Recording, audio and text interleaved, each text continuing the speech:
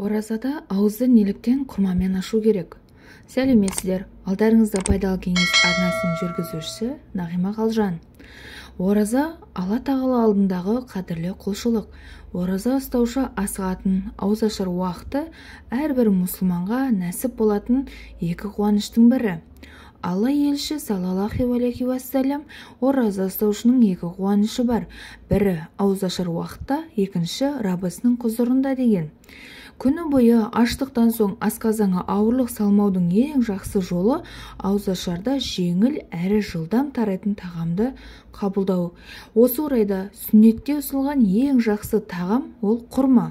Ендеше бұл мақаламызды құрмамен ауыз ашудың пайдаларына тоқтала өтейік.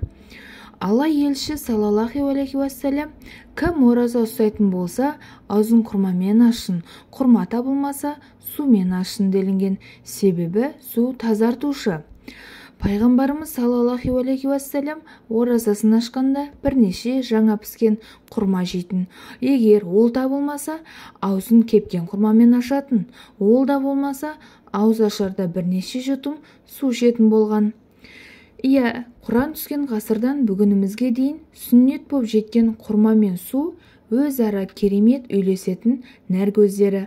Оразаны ашқан кезде құрма немесе суды пайдалану оттегіні миға дереу жеткізіп, адам ағзасын зақымданудан сақтайды, қан қысымын бірден түсіп кетпеуін болдырмайды. Бұл тұрғыда ғалымдар пайғамбарымыздың саллаллаху алейхи уассалям ауызашарда құрма немесе суды пайдалануы оның астарында үлкен даналық барын дәлелдеді.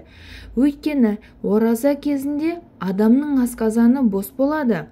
Қарынның қатты ашуы себепті ораза ұстаушы адам егер күн батысымен көп тамақ жейтін болса, өз денсаулығына зиян келтіру мүмкін.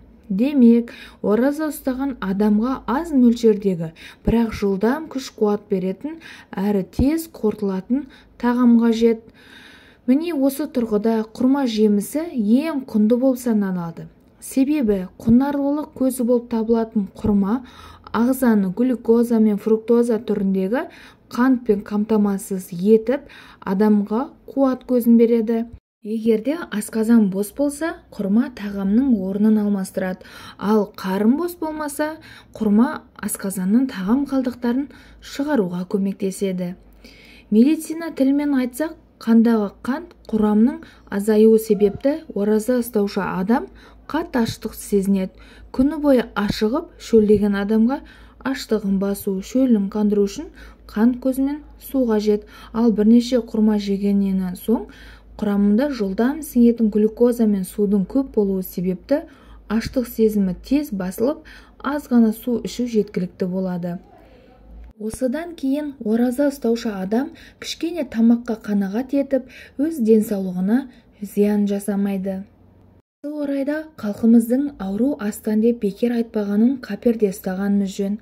Себебі аурудың көбі көп тамақ жеуден және дұрыс тамақтанудан туындайтын белгілі. Құрма мен суды ауыз ашқанда пайдаланудың және бір пайдасы тағы тамақ жеуден алдын адамға өзінің ағзасында қосымша тамаққа деген сұраныстың бар не жоғын анықтауға мүмкіндік туады. Күні бойы ораза кезінде адам ағзасындағы қант мөлшерінің төмендеуі аштық сезімін шақырады. Құрмамен ауыз ашудың құпиясы да осында.